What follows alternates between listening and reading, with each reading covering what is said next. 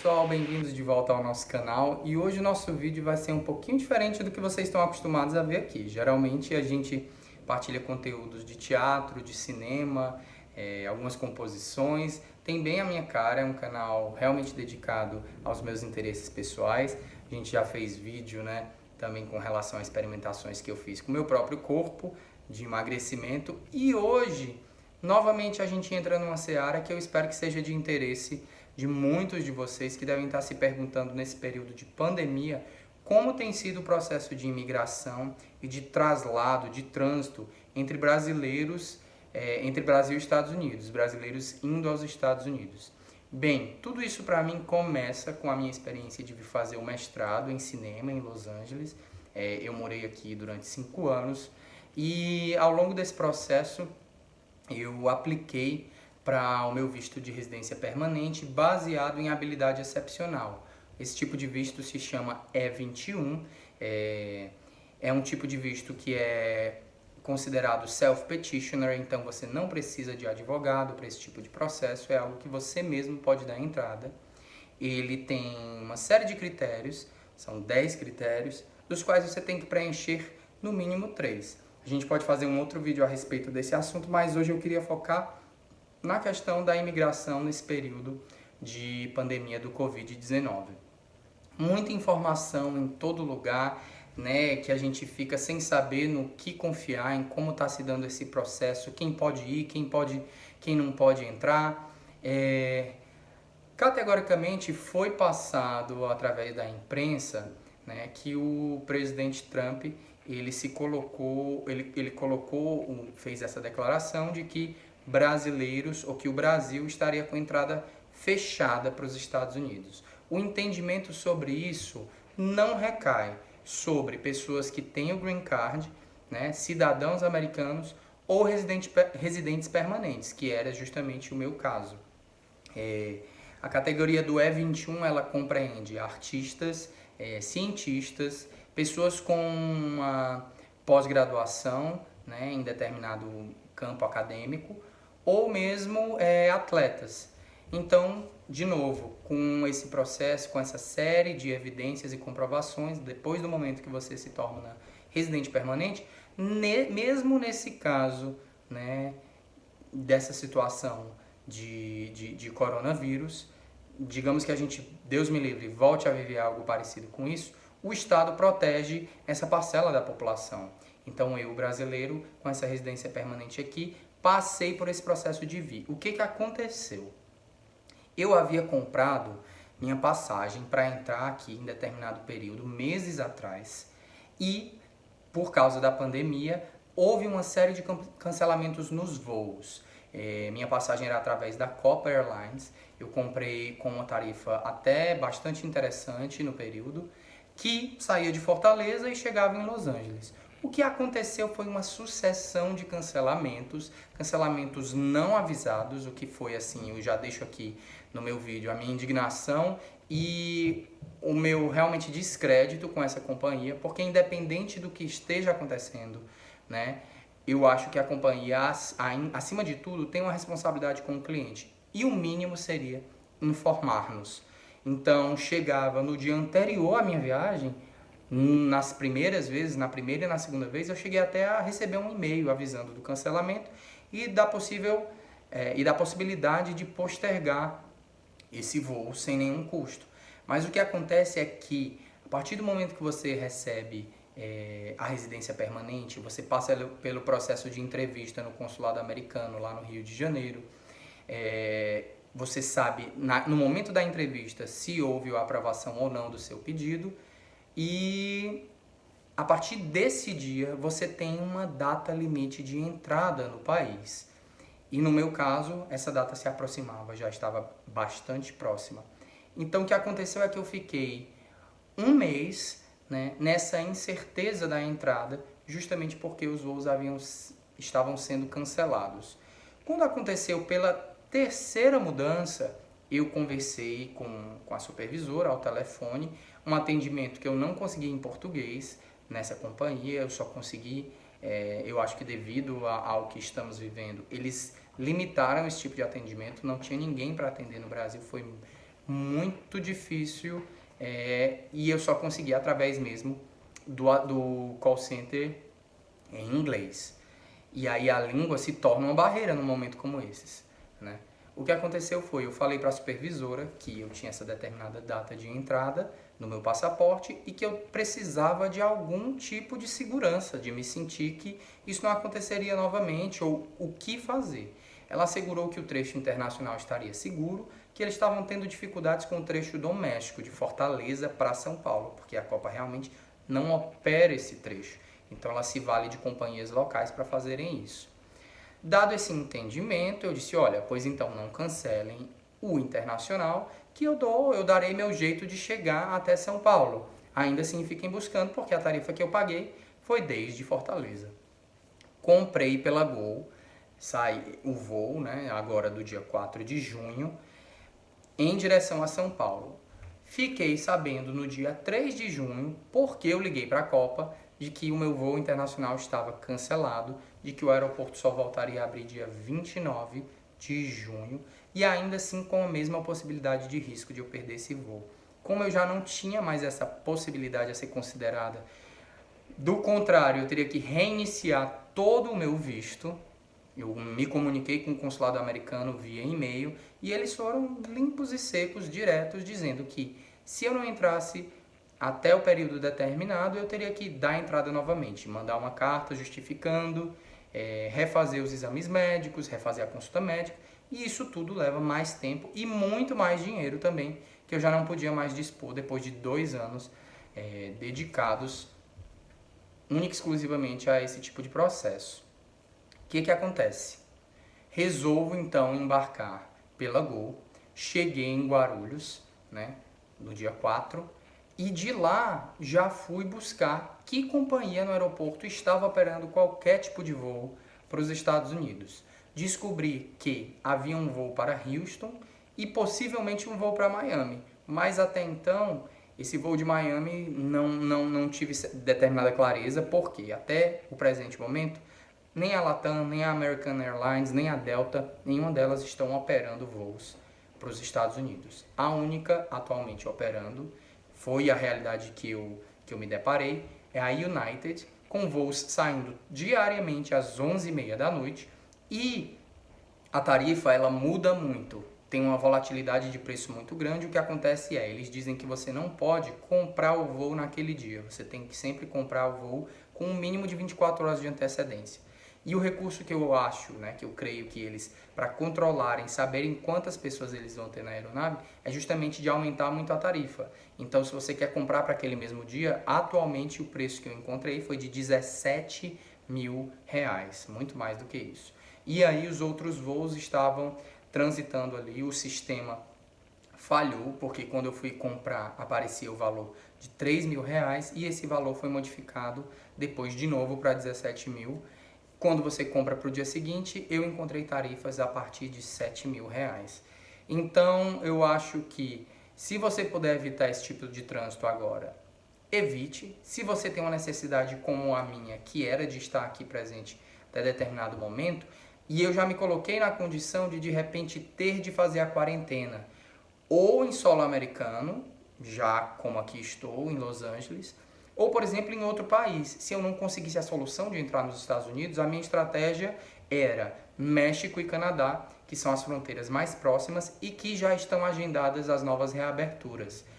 É importante saber que, por navio, por avião, e tem outra categoria que eu não me lembro, não foi fechada a fronteira. A fronteira está atualmente fechada para esses 2 países, por exemplo, por terra, né? Eu acho que ferroviário e automotivo. Então, às vezes a gente propaga uma informação também com determinado erro. Vale essa pesquisa e agora, a partir da experiência, eu espero que isso ajude também vocês a saberem. Do Brasil, o veto que foi dado sofre essa exceção, que é justamente de pessoas com o Green Card ou com a residência permanente. O que aconteceu foi, a própria United consultou a cônsul americana, eles tinham acesso a essa figura no próprio aeroporto, por WhatsApp, eles consultaram, mostraram o meu caso para se certificar de que eu poderia sim entrar no país, e foi tudo tranquilo. Ademais, assim, todas essas incertezas que a gente tem, a cônsul americana consultou o governo em Washington e se certificou de que estava tudo bem. Isso demorou num processo de, creio, meia hora ali antes do momento do check-in. Ela havia se informado no dia anterior e naquele dia também ela checou duplamente, né? Para resumir um pouco a história para vocês, o que aconteceu eu passei uma noite no aeroporto, passei um dia inteiro no aeroporto, comprei a passagem para o dia seguinte, o que resultaria em 2 dias de espera, assim, em que as horas realmente não passam e é uma sensação bastante, em algum grau desoladora, porque o aeroporto não de Guarulhos fornece 2 horas de Wi-Fi, uma rede muito ruim. Então a minha experiência pessoal foi de que eu estava ali um pouco desamparado de qualquer tipo de interação. Eu consegui ainda usar um pouco o WhatsApp, mas aquele tamanho de 48 horas eu não consegui preencher com nenhum tipo de entretenimento. Era ficar comendo em áreas isoladas, todo mundo de máscara. Pelo menos assim, no aeroporto a gente sentiu que as pessoas realmente estavam comprometidas com a questão do distanciamento social. Todos os estabelecimentos que estavam abertos estavam tomando essa atitude, inclusive o próprio aeroporto. A gente vai colocar vídeos aqui desse trajeto, meio como se fosse um jornal, um diário, né, dessa experiência que a gente passou, para vocês verem como os aeroportos de Fortaleza até os Estados Unidos foram cada vez ficando mais cheios, na verdade. De vazios, desertos a cada vez mais cheios. E aí onde entra um ponto importante. O vídeo já vai se alongando, mas se você estiver gostando do que você está ouvindo, já deixe o seu like aí, o seu joinha, compartilha com alguém que você saiba que essas informações podem ajudar para esclarecer e tirar esse terror, esse caos, esse medo desse traslado.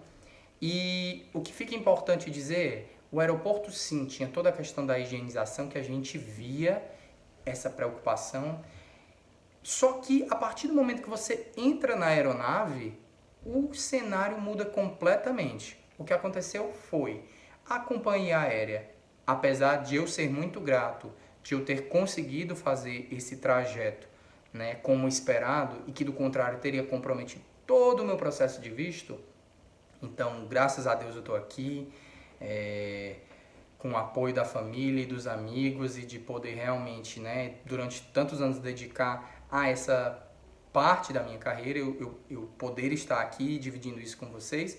Por um outro lado, a mesma companhia não teve essa preocupação de repente comprometer, sacrificar o lucro, no sentido de que as aeronaves foram cheias. Não havia o distanciamento social dentro da aeronave. Sem contar que a gente está submetido a um ambiente de ar-condicionado e pessoas uma do lado das outras. Não teve aquele mínimo tato em diálogo com o que está acontecendo no mundo. E essa possibilidade de permanecer numa alta transmissibilidade, não havia separação entre as cadeiras. Então todas as cadeiras estavam preenchidas. E digo mais, a refeição também foi servida com uma preocupação de dizer que as embalagens eram pré-ensacadas, né? Não tinham contato, o manuseio humano, mas que não recomendava-se que as pessoas tomassem turnos, se alternassem no momento de se alimentar, por exemplo, né? Que foi justamente o que aconteceu. Todo mundo também comeu ao mesmo tempo. Então, todas aquelas pessoas que estavam de máscara, no momento da refeição, que é justamente o momento que envolve gotícula, respiração, levar, né, essas partículas através do ar, estava todo mundo comendo ao mesmo tempo.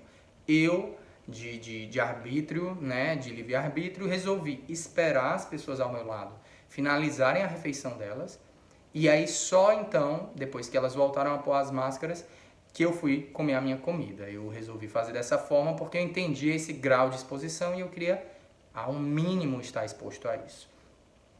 Eles dão para você um formulário simples perguntando qual o seu endereço, onde você estava antes de adentrar o país, de que países você estava vindo, você era procedente e se você apresentava algum tipo de sintoma, né? Preenchi devidamente, de acordo com o isolamento que lá em Fortaleza, no Brasil, a gente fez de maneira bem restritiva mesmo. E O que aconteceu foi, assim que você chega no país, você entrega esse formulário, tem uma bancada de agentes de saúde, né, que estão ali te fazendo perguntas simples, tirando a tua pressão, tirando a tua temperatura. Eles têm uma pistolinha que através de laser mede a tua temperatura, e em vendo que você não apresenta os sintomas, eles te deixam seguir. Recomendam que você fique esses 14 dias em quarentena.